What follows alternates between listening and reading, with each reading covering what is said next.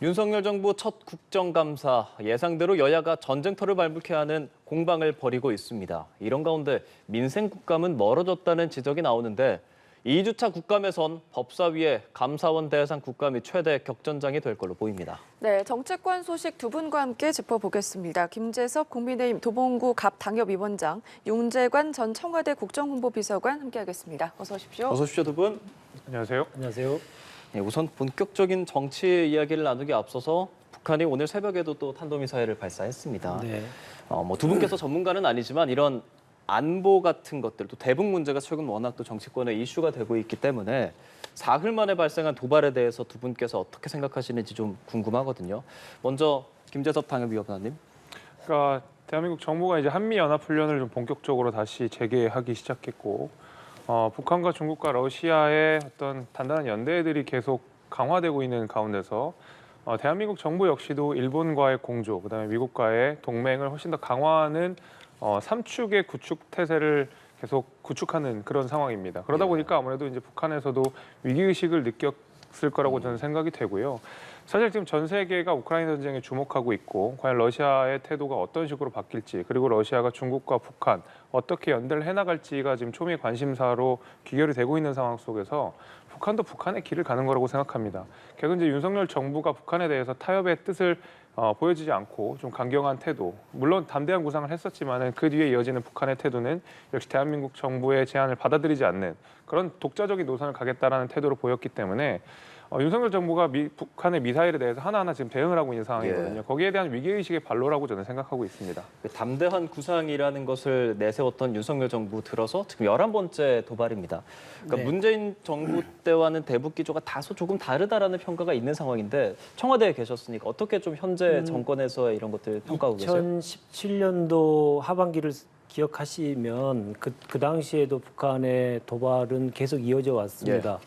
근데 지금과 다른 것은 그 당시에는 신베를린 선언 그리고 유엔 총회 연설을 통해서 한반도 평화를 위한 대화에 나서기를 계속적으로 촉구를 했었던 겁니다. 그때 당시에 2017년도에 북한의 도발 상태에서 많이 나왔던 단어들은 북한의 도발에 대한 강력한 규탄, 이 얘기도 나왔지만 평화 그리고 대화 이런 단어들이 함께 나왔던 상황이었습니다. 그렇죠. 근데 지금은 평화와 대화라고 하는 단어가 사라진 지 오래됐고요.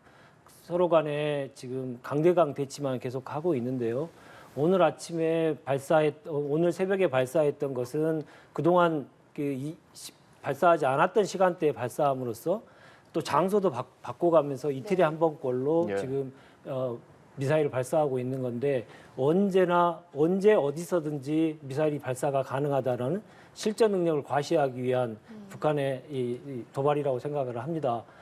다시 한번 평화와 대화 이런 것들이 다시 한번 다시 얘기되면서 이러한 문제들이 평화와 대화를 통해서 해결될 수 있기 위한 우리나라의 노력 그리고 각국의 노력들이 기묘하다 이렇게 생각됩니다.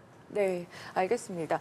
북한의 도발이 계속되고 있는 가운데 지금 한미 연합훈련에 대해서 이재명 대표가 극단적인 친일 행위다 이렇게 발언을 하면서 이게 뜨거운 감자로 또 급부상을 하고 있는 상황이거든요. 지금 민주당은 북한 도발에 대응하는 길이 일본과 손을 잡는 방법밖에 없냐 하면서 비난을 하고 있는데 이 발언에 대해서는 어떻게 보세요?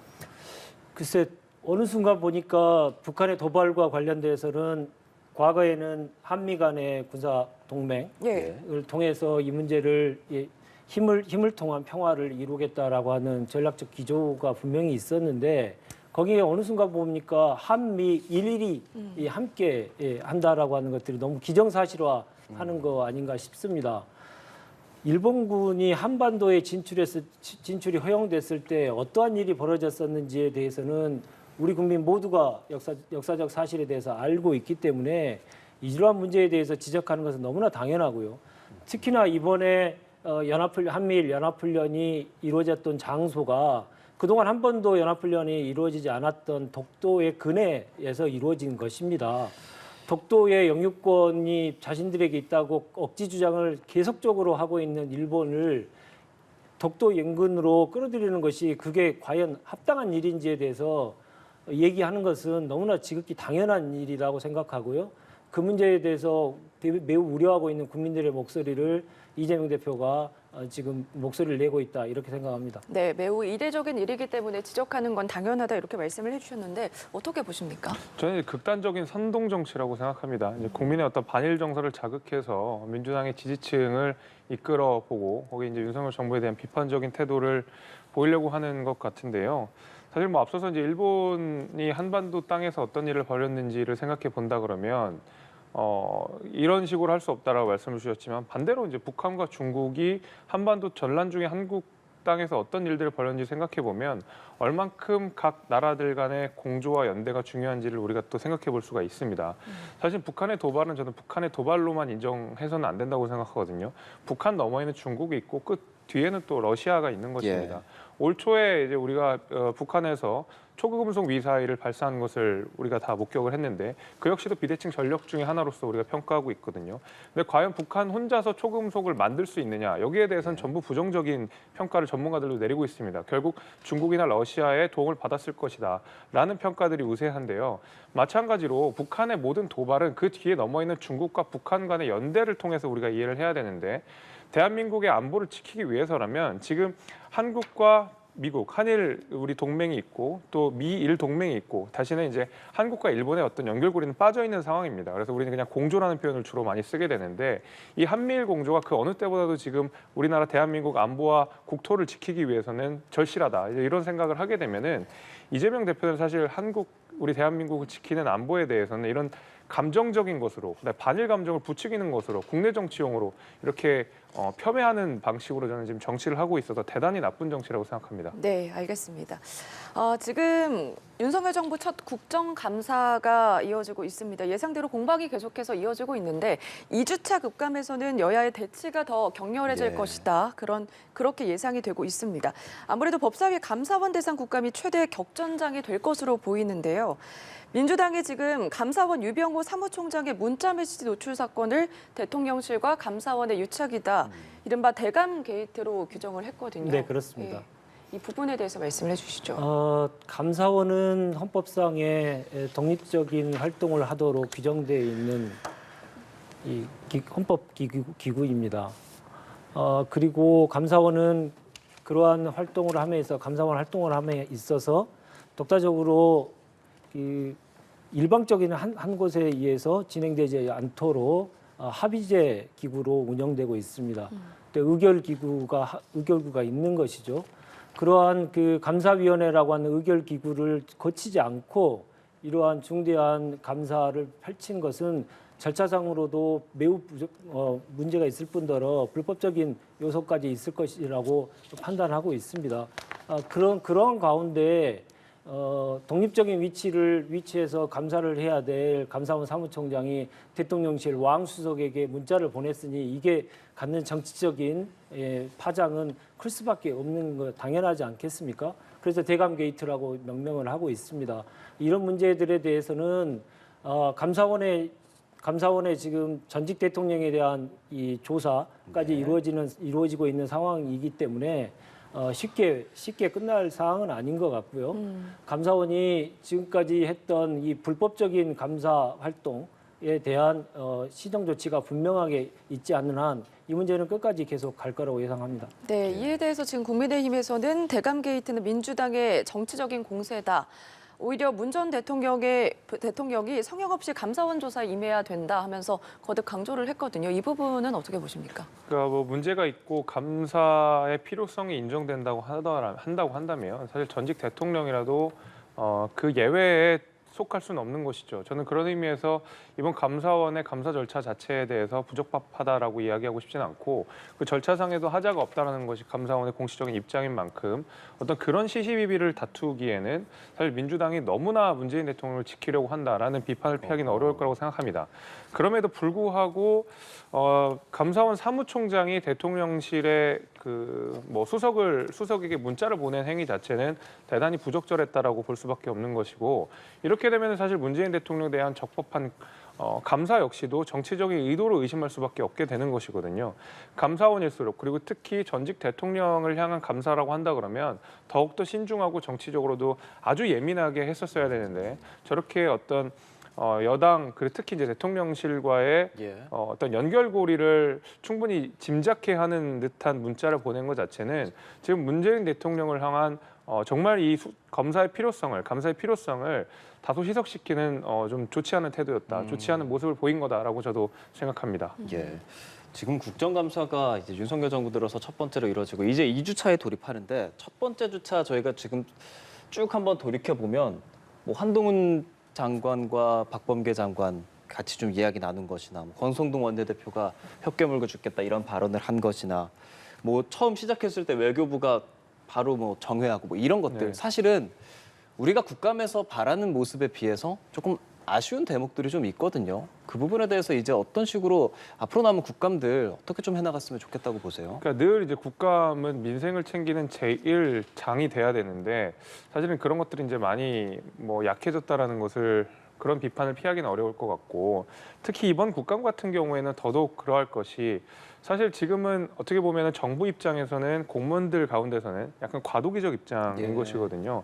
전 정부에서 현 정부로 바뀐 지가 불과 몇 개월 되지 않은 상황 속에서 사실 공무원들의 업무라고 하는 것이 문재인 정부 때 이루어진 부분들이 상당히 많이 예. 지금까지도 이어지고 있을 겁니다.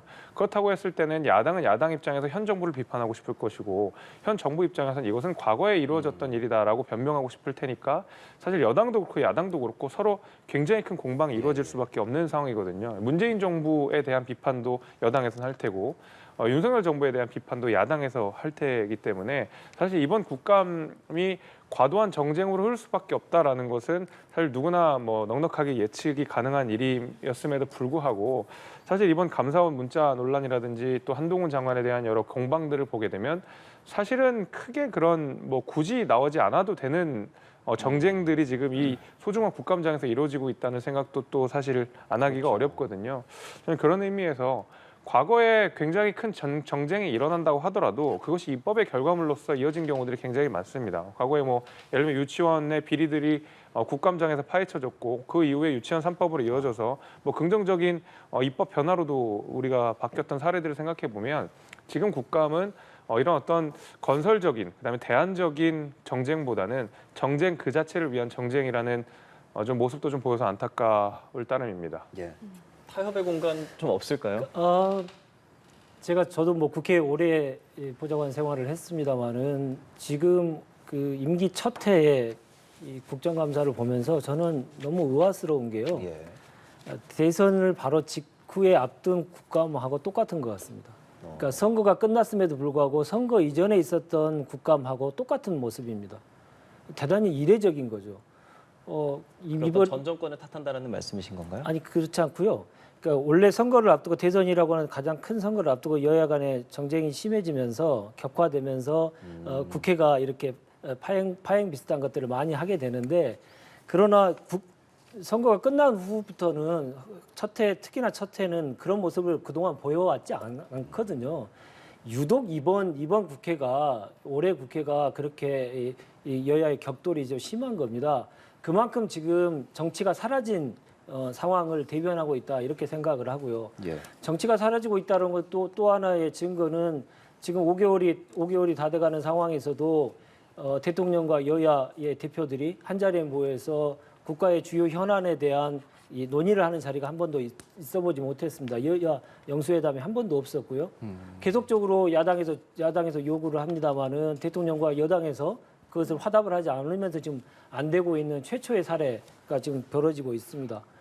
지난 정부에서는 이러한 이 여야 간의 이 민생 문제를 조기에 타결하기 위해서 여야 상설협의체 구성을 대통령이 직접 계속 제안을 하고 그렇게 했었던 거거든요.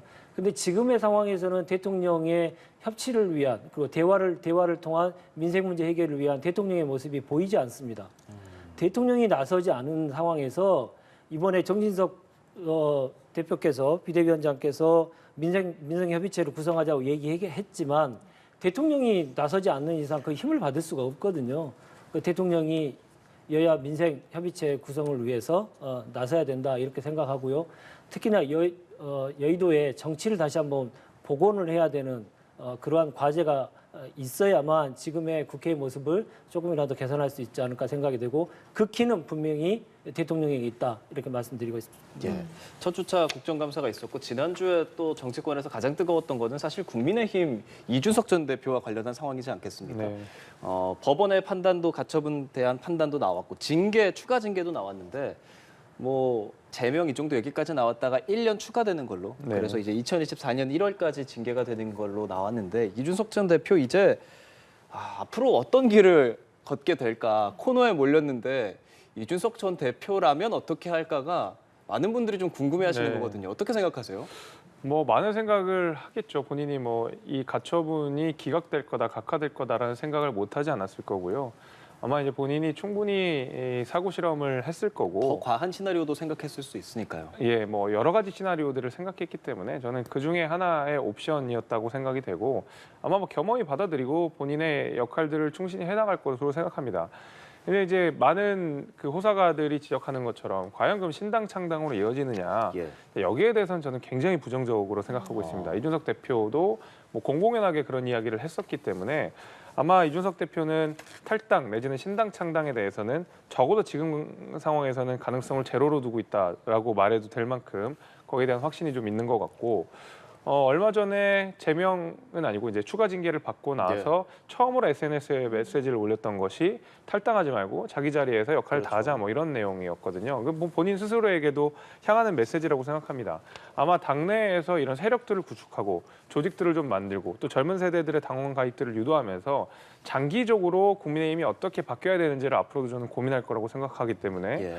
저는 지금 당장 어떤 구체적인 정치 행보를 이어가진 않다 하더라도 필요에 따라서는 국민의힘이 좀 비판을 하는 모습도 보여줄 것 같고 또 전직 당대표로서 국민의힘이 어떻게 나아가면 좋을 것인지에 대한 본인의 견해들도 좀 적극적으로 이야기할 것 같고 뭐 당 바깥에서 무언가를 하거나 하진 않을 거라고 저는 생각이 듭니다. 그럼 저는 하나 더 어떻게 생각하시는지 궁금한 게 이준석 전 대표가 그래서 차기 공천에 나설 수 있을 것이냐, 공선에 나서기 위해서 당 지도부들과 관계를 어떻게 형성해 나갈 것이냐도 좀 궁금하거든요. 공천을 위해서 이준석 대표가 조금은 뭐랄까요, 당 지도부에 조금 엎드리는 느낌이라든지 뭐 이런 태도를 보일 거라고 보세요? 결국에는 이준석 대표의 공천 여부를 좌우할 수 있는 것은 현 그 비상대책위원회가 아니라 그 비상대책위원회가 끝난 이후에 차기 그 지도부에서 결정하게 될 텐데 아마 차기 지도부에 이준석 대표를 품자라고 하는 분들이 저는 분명히 나타날 거라고 생각합니다. 그럴 수밖에 없는 것이 사실 이준석 대표가 국민의힘 내부에 상징하는 바들, 그다음에 국민의힘의 젊은 유권자들, 젊은 당원들이 지지하는 바들, 그들이 상징하는 바들 이런 것들을 사실 이준석 대표가 상당 부분 관철시켜냈고 상당 부분 또 일을 해낸 부분들이 좀 있거든요. 총선을 앞두고 사실은 과거에 우리가 이야기했던 세대 포이론들이 다시 한번 부활될 수 있다고 생각합니다. 지금 국민의힘 지지율이 민주당을 월등히 앞서고 있는 상황이 아니기 때문에 저는 이 선거를 앞두고는 결국에는 이런 여러 가지 선거 전략들, 선거의 어떤 뭐 방법들 이런 것들이 총동원이 될 테고 거기에 대해 이준석 대표에 대한 필요성들이 다시 한번 전 대두될 거라고 생각이 되거든요. 그런 경우에는 차기 지도부 역시 이준석 대표를 품어야 된다라고 생각을 할 거고 이 당원권 정지라고 하는 것이 지도부의 결단으로서 뭐 해제할 수 있는 상황입니다. 해지를 할 수가 있는 상황이고 과거에 이런 전례가 없었던 것도 아니기 때문에 저는 아마 차기의 당대표가 누가 될지 차기의 최고위원들이 누가 될지 모르겠지만 아마 이준석 대표에 대한 당원권 정지를 정지하고 공천으로 나가서 좀 수도권의 민심 변화를 이끌어내야 된다라는 아마 필요성들을 차후에라도 좀 느끼지 않을까라는 생각은 있습니다. 네. 그러니까 최초의 영선 당대표기도 했었고 젊은 정치인으로서의 의미가 있다라는 말씀을 해주시는 것 같은데 상대당이기는 하지만 네. 이준석 전 대표에 대한 상황은 민주당에서도 상당히 좀 신경을 곤두세워서 보지 않았겠습니까? 네, 어떻게 뭐, 보셨어요, 전체적으로? 이번 윤리 추가 징계를 보면서 드는 생각은 자 하는 거 보겠다 하는 거 보고 다음에 공천을 줄지 말지 선거 직전에 결정하겠다 이렇게 얘기한 것 같고요. 특히나 이제 신당 창당의 명분을 차단을 했죠. 제명이나 이러한 중징계가 됐으면 신당 창당의 명분을 제공했을 텐데 당이 그러나 그것을 1년으로 제한하면서 신당 창당의 명분을 지금 제안한 것이죠. 그러나 이런 것들이 보면 앞으로 어떻게 전개될 것이냐는 핵심 키는 이제 두 가지겠죠. 첫 번째로는 이후 당 대표가 누가 되느냐, 예. 그리고 윤석열 대통령의 지지율이 어떻게 되느냐, 이 두 가지가 큰 변수로 작용하지 않을까 싶고요. 특히나 첫 번째 누가 당 대표가 되느냐에 따라서 앞서 얘기한 듯이 제명을 또 정지시킬 수도 있기 때문에 그런 문제로 인해서 이준석 전 대표의 향후 행보가 좀 갈라지지 않을까라는 생각이 들고요. 그러나 이 부분에 대해서는 꼭 한번 지적을 안 할 수가 없는데요. 이 당대표, 추가적으로 선출된 당대표, 민주적으로 선출된 당대표를 이렇게 윤리위원회가 두 번에 걸쳐서 이렇게 제명하는 것이 우리 헌정 역사상 거의 찾아보기 힘든 일인데 이렇게 정치의 영역을 그냥 제명의 방식으로 해결하는 것은 대단히 바람직스럽지 않다. 정치적인 공방과 정치적인 책임들을 가지고 이 문제를 풀었어야 될 문제를 가지고 윤리라고 하는 자의적인 기구를 가지고 이 문제를 푸는 것은 일종의 정치 보복 역사를 또 하나 쓴 것이 아닌가, 이 점에 대해서 분명하게 지적하고 싶습니다. 네. 앞서서 또 새로운 당을 이준석 대표가 만드는 것은 좋지 않다 이렇게 말씀을 해주셨는데, 그렇게 된다면 이준석 대표가 차기 당권 주자 가운데 누구를 대타 아니면 측면 지원군으로 동반을 할지 그것도 관심이 모아지고 있습니다.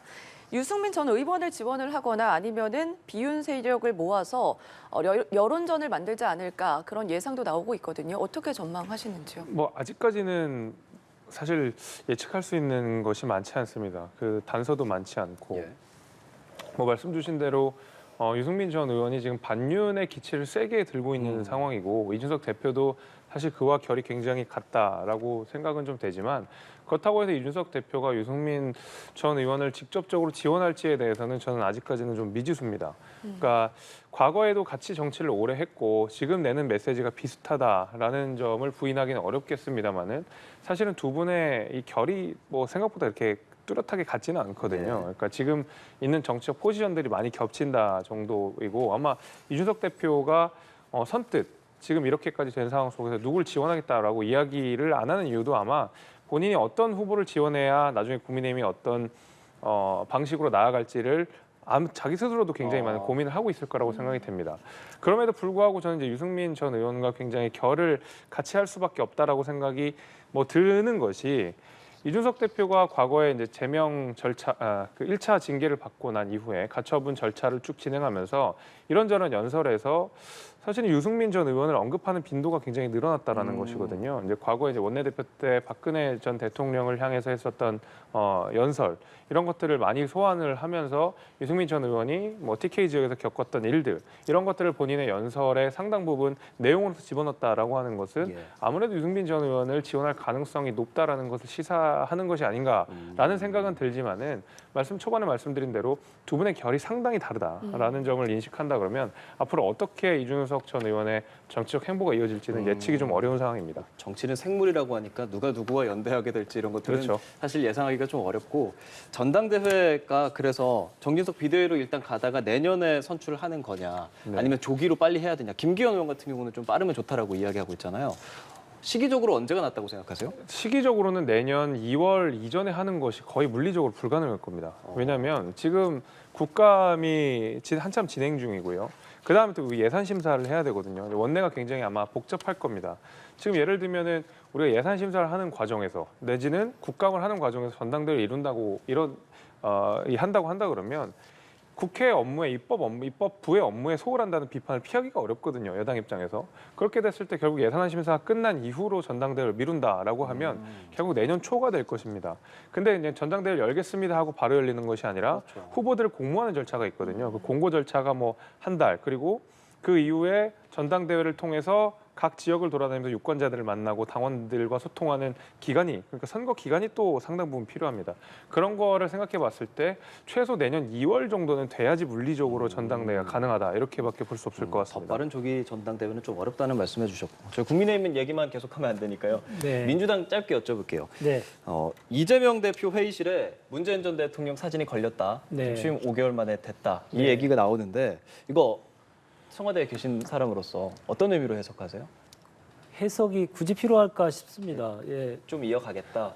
문재인 정부는 민주당 정부라고 명명을 했던 것은 다 기억하실 거고요. 또 민주정부의 3기 민주정부의 대통령의 이 사진을 그 당사에 거는 것은 너무나 당연한 일이라고 생각하고 그에 따르는 이 여러 가지 정치적인 해석을 하시는 분들은 뭐 호사가들은 그렇게 얘기하실 수 있습니다만은 한 번도 민주당이 문재인 대통령에 대한 부정을 했거나 예.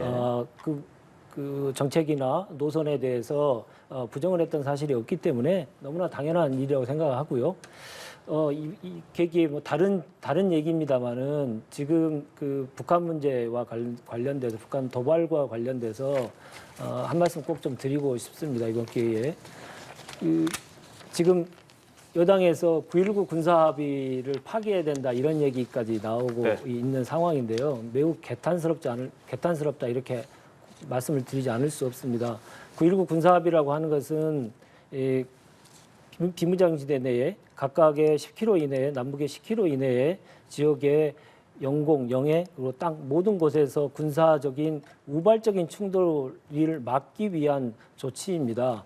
지금 그것을 파괴하고자 하는 것은 군사적인 우발 충돌이 일어나는 것에 대해서 괜찮다는 입장인지 네. 묻지 않을 수 없고요.